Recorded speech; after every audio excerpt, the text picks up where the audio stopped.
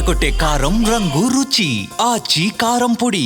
ఎప్పుడైనా గంటల తరబడి ట్రాఫిక్ లో ఇరుక్కుపోయి అయ్యో ఆకాశంలో ఎగిరిపోతే ఎంత బాగుండు అని అనుకున్నారా? ఇక కలలు కనడం ఆపేయండి. ఇండియాలో అది నిజమయ్యే రోజులు కూడా దగ్గరలోనే ఉన్నాయి.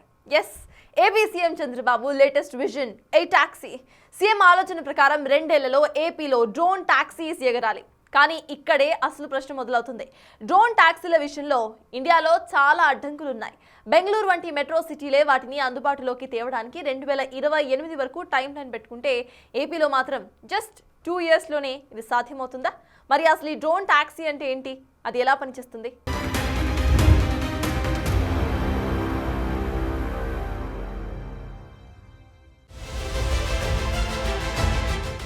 ఏపీలో డ్రోన్ టాక్సీలు 2 ఏళ్ల టార్గెట్ పెట్టిన సీఎం చంద్రబాబు. ఇంత తక్కువ టైంలో సాధ్యమేనా? భారత్లో ఎక్కడైనా drone టాక్సీలున్నాయా? Even recently, our Honorable Prime Minister has announced the drone used for Sindoor operation is produced in Kurnool. Next to this. Now all wars will be done through drones.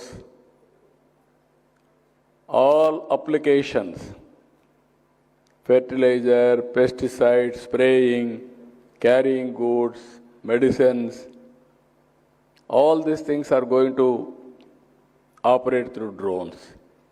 Today I announced, within 2 years, we are going to launch drone taxi or drone car.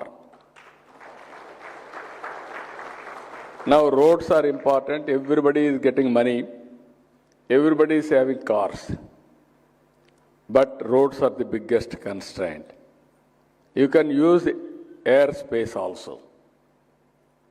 Just like ATC to regulate flights, we will have DTC, Drone Traffic Controller, to regulate all drones. That also we are thinking now. విన్నారుగా Chandrababu plan. Just 2 years లో drone టాక్సీని తీసుకొస్తామని చెప్తున్నారు. అంతేకాదు flights కోసం ATC ఉన్నట్లే drones కోసం డీటీసీని కూడా సిద్ధం చేస్తామన్నారు. అంటే డ్రోన్ ట్రాఫిక్ కంట్రోలర్ అన్నమాట.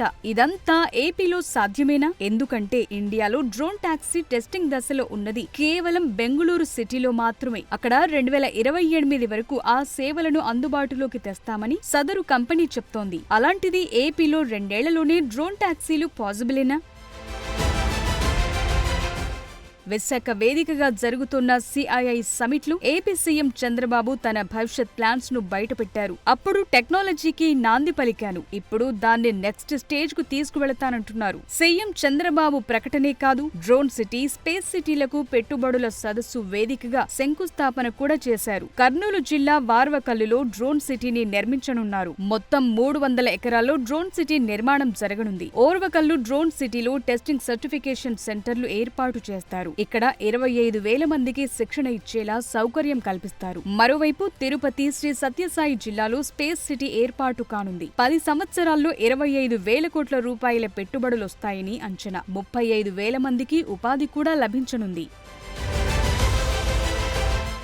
ఆంధ్రప్రదేశ్లో 2 ఏళ్ల టైం లైన్లో డ్రోన్ టాక్సీలను తీసుకురావాలనే సీఎం చంద్రబాబు లక్ష్యం సాధ్యమైనప్పటికీ అనేక అంశాలపై ఆధారపడి ఉంటుంది. బ్రీఫ్ గా చెప్పాలంటే ప్యాసింజర్లను తరలించే పూర్తి స్థాయి వాణిజ్య సేవలు ప్రారంభించడం సవాల్తో కూడుకున్నది. కానీ పైలట్ సేవలు తీసుకురావటం మాత్రం సాధ్యమయ్యే పనని చెప్పొచ్చు. డ్రోన్ టాక్సీలకు directorate general of civil aviation నుండి అనుమతి కావాలి. సర్టిఫికేషన్ కూడా అవసరం పడుతుంది. భారతదేశంలో electric vertical take off and landing వాహనానికి ఇంకా పూర్తి స్థాయి అనుమతైతే లభించలేదు. ఏపీ సర్కార్ కేంద్రంతో కలిసి ఈ ప్రాసెస్ ను స్పీడప్ చేయాల్సి ఉంటుంది. ఏవియేషన్ పార్ట్నర్స్ తో కలిసి త్వరగా అనుమతులు పొందగలిగితే 2 ఏళ్లలో ట్రయల్ రన్ అయితే చేయొచ్చని ఎక్స్పర్ట్స్ చెప్తున్నారు.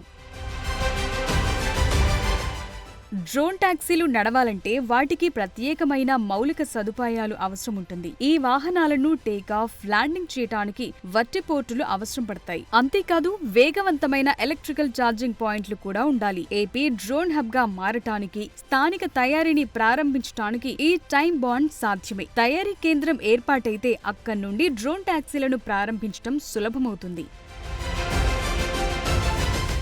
చంద్రబాబు నోటి నుంచి డ్రోన్ టాక్సీ అనే మాట రావటంతో ఇప్పుడు దానిపైనే చర్చ మొదలైంది. డ్రోన్ టాక్సీ అనేది ఓ ఎలక్ట్రిక్ ఎయిర్ క్రాఫ్ట్. అది రిమోట్ గా లేదా స్వయంగా పనిచేస్తుంది. డ్రోన్ టాక్సీ సాయంతో ప్రయాణికులను, సరుకులను రవాణా చేస్తుంటారు. డ్రోన్ టాక్సీని electric vertical take off and landing vehicle అని పిలుస్తుంటారు. ఎయిర్ టాక్సీల్లో సాధారణంగా 4 నుండి 18 వరకు చిన్న రోటర్లు లేదంటే ప్రొపెల్లర్లు ఉంటాయి. ఈ రోటర్లు పైకి లేవటానికి, ముందుకు నడవడానికి, స్టెబిలిటీగా ఉండటానికి యూజ్ అవుతాయి. ముందుగా ఫిక్స్ చేసిన ఎయిర్ రూట్ లోనే ఇవి ట్రావెల్ చేస్తాయి. ఒకవేళ 1-2 రోటర్లు ఫెయిల్ అయినా సేఫ్ ల్యాండింగ్ అవుతాయి. కొన్ని గంటల్లో అత్యవసర పరిస్థితుల కోసం పారాషూట్ వ్యవస్థ కూడా ఉంటుంది.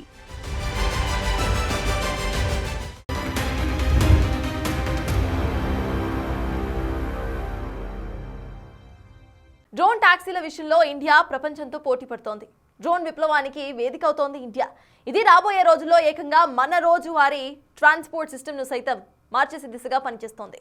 కేంద్రం తీసుకొచ్చిన డ్రోన్ పాలసీతో ఇప్పటికే వ్యవసాయం నుండి లాజిస్టిక్స్ వరకు ప్రతి రంగంలో కూడా డ్రోన్ల వినియోగం ఊపందుకుంది. కానీ ఇప్పుడు నెక్స్ట్ లెవెల్ టెక్నాలజీకి టైం వచ్చింది.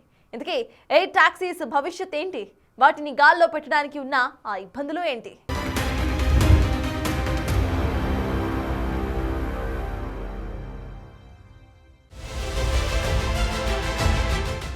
ఇండియాలో డ్రోన్ల వినియోగం చాలా వేగంగా పెరుగుతోంది. ఇది కేవలం సెక్యూరిటీ పర్పస్సో లేక ఎంటర్టైన్మెంట్ రంగానికో పరిమితం కాలేదు. డ్రోన్ల వినియోగం అనేక కీలక రంగాల్లో సమూల మార్పులు తీసుకొస్తోంది. 2021లో కేంద్రం డ్రోన్ పాలసీ రూల్స్ ను మరింత సులభతరం చేసింది. ప్రొడక్షన్ లింక్డ్ ఇన్సెంటివ్ పథకాన్ని ప్రకటించింది. డ్రోన్లను ఆపరేట్ చేయటానికి గతంలో ఉన్న అనుమతుల ప్రక్రియను సులభతరం చేశారు. ప్రస్తుతం భారత్లో డ్రోన్ల విస్తృత వినియోగం పలు రంగాల్లో ఉంది. వ్యవసాయ రంగం, డిఫెన్స్, మ్యాపింగ్ సర్వే, లాజిస్టిక్స్ కోసం డ్రోన్లను ఉపయోగిస్తారు. ఇక త్వరలో డ్రోన్ టాక్సీలు కూడా అందుబాటులోకి రానున్నాయి. ఆ దిశగా ఇప్పటికే అనేక కంపెనీలు వర్కౌట్ చేస్తున్నాయి.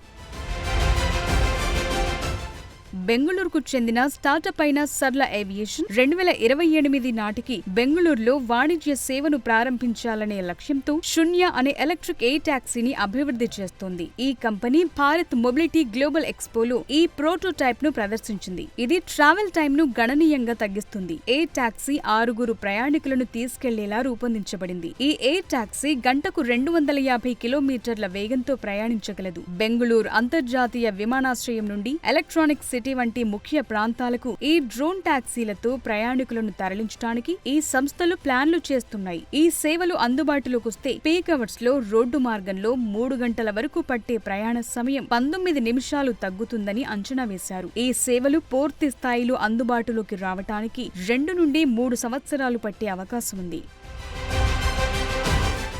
భారతదేశంలో అర్బన్ ఎయిర్ మొబిలిటీ సేవలను తీసుకురావటానికి ఇండిగో మాతృ సంస్థ అయిన ఇంటర్గ్లోబ్ ఎంటర్ప్రైజెస్, అమెరికాకు చెందిన ప్రముఖ కంపెనీ జాబీ ఏవియేషన్ తో కలిసి పనిచేస్తోంది. బెంగళూరు వంటి ప్రధాన నగరాల్లో ఈ సేవలను ప్రారంభించాలని చూస్తున్నారు. స్కై ఎయిర్ అనే సంస్థలు బెంగళూరులోని కొన్ని ప్రాంతాల్లో, ఎగ్జాంపుల్ కు కోడనకుంట, కనకపుర రోడ్డు ఏరియాల్లో డ్రోన్లతో మందులు, ఐటమ్స్ డెలివరీ చేస్తున్నాయి. ట్రాఫిక్ ను తప్పించుకుని కేవలం 7 నిమిషాల్లో డెలివరీ అందించటమే లక్ష్యంగా ఈ సేవలు అందుబాటులోకి వచ్చాయి. బెంగళూరులో ట్రాఫిక్ సమస్యను పరిష్కరించడానికి డ్రోన్ టాక్సీలు నిర్మాణంలో ఉన్న దశలో ఉన్నాయి. ఇప్పటికే అనేక భారతీయ, అంతర్జాతీయ సంస్థలు భాగస్వామ్యాలు కుదుర్చుకున్నాయి. ప్రయాణికులను తరలించే సేవలు ఇంకా మొదలు కాలేదు. ఈ డ్రోన్ టాక్సీలను నడపటానికి అవసరమైన రెగ్యులేషన్స్, మౌలిక సదుపాయాలు కల్పించాల్సి ఉంటుంది.